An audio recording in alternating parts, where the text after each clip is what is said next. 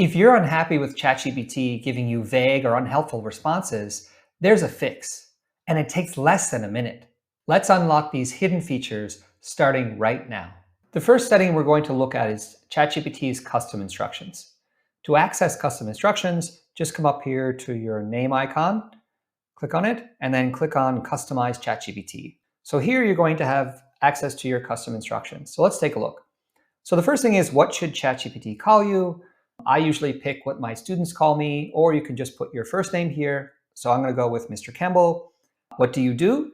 This is where you enter in your teaching level. So for example, are you a third grade teacher? Are you a high school grade 11 teacher, a math teacher, a science teacher? Here I'm just going to put English professor. Now, what traits should ChatGPT have? So this is where you're giving ChatGPT kind of a persona. I've done a lot of experimenting with this, and this is what I've come up with. So I want ChatGPT to be practical and solution-focused, give structured responses, lesson ideas, and real-world applications. To the point, skip fluff, and provide clear, actionable answers. Now, if you've been using ChatGPT, you've kind of noticed that he's kind of long-winded. He likes to give a long explanation to every output that he gives you. This will cut that down. Next is, I want ChatGPT to be encouraging and creative. Suggest engaging teaching methods, activities, and AI-powered lesson plans. Now, this is directly for me because, again, as you might know now, I love to use AI to help me build my lessons, and this will help me with that. And then finally, I want ChatGPT to be adaptive, offer strategies for different learning levels and student needs. Next, we have anything else ChatGPT should know about you. So here is where you can give ChatGPT some more information about how it should respond. So let's take a look at the template that I've created. And I'll include this template down below so you can copy and paste it and tweak it for yourself. So I'm a grade level subject teacher with X amount of years of experience. I want ChatGPT to help me with lesson planning, classroom engagement, and AI tools for education, provide structured, easy to use ideas for teaching different student levels, keep answers concise and classroom ready. Perfect. So now the last setting we have is advanced. So this is where you give ChatGPT its different capabilities. Now, I usually leave all of these on. I don't necessarily use all of them, but it's nice to have the option. So we have web search. So again, if you want ChatGPT to search the web, DALL is the image generator. Code, if you're a STEM teacher or computer science teacher, you turn this on. It'll help you with fixing bugs. Canvas, by far my favorite feature. If you'd like to learn more about Canvas, check out this video. Think of Canvas as a Word doc where you can edit specific parts of the output one at a time. And then finally, advanced voice. Now, sadly, even plus users, we only have access to about 15 minutes per day. However, it's a great way for you to do some translating in class or to show off the capabilities of AI. So I recommend keeping this on. And finally, don't forget to check Enable for new chats. So every time you start a new chat, ChatGPT is going to review these custom instructions before giving you an output. The next feature we're going to look at is ChatGPT Projects. Projects is a great way to organize your chats. Think of them as folders for your chats. So let's take a look. So to access projects, you come over here and you click plus. And then here is where you're going to name your project. How are you going to, or your folder?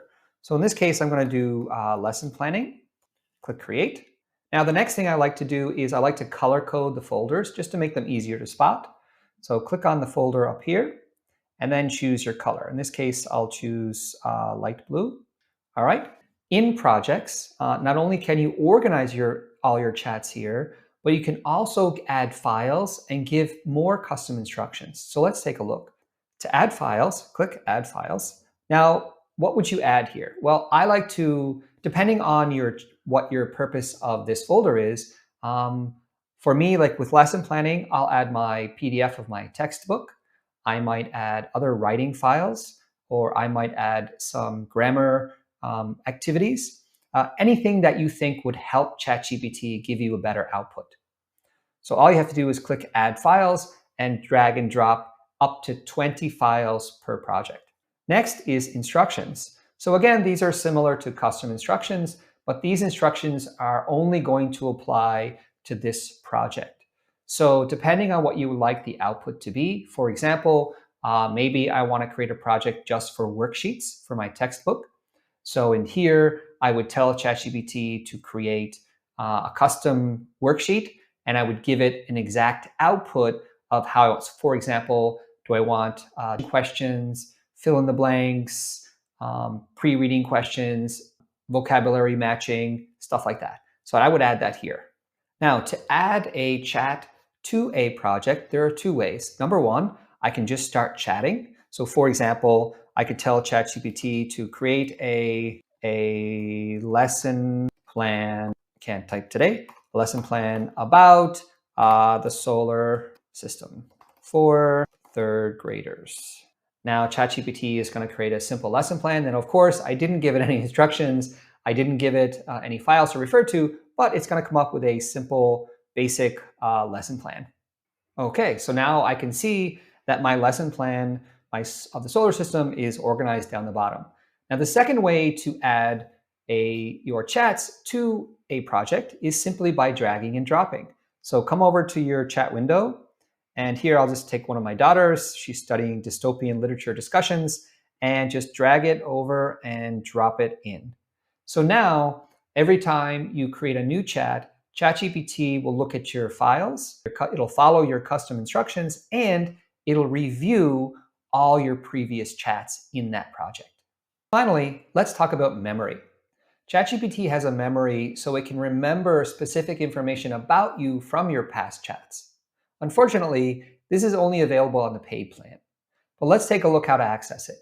So in your ChatGPT window, click on your name icon here, click on Settings, then come down to Personalization, and then here you'll have access to memory. I highly recommend you turn this on. Click on Manage Memories. Now here is all the memories that ChatGPT thinks it needs to remember about you. Now, what I would recommend is that you go through this from time to time, maybe once a week, once a month, and delete memories that you don't think are interesting or you don't think refer to you anymore. So for example, if I look down here, okay, here it says, is using Trello to organize and plan their new prompt engineering course. Now I'm teaching my prompt engineering course now, so I'm not using Trello anymore, so I can delete that. So now again, it's going to give you a warning saying ChatGPT is going to forget this. I'm completely fine. I click forget, and then I can exit, back out again. And then now that memory is gone from ChatGPT. If I want to add a memory that maybe ChatGPT didn't add, I can easily add a memory by just saying add this to memory. And then I can tell ChatGPT something like, for example, I'm now running my own YouTube channel, so please give me advice from time to time, and so on and so on. Now it's your turn.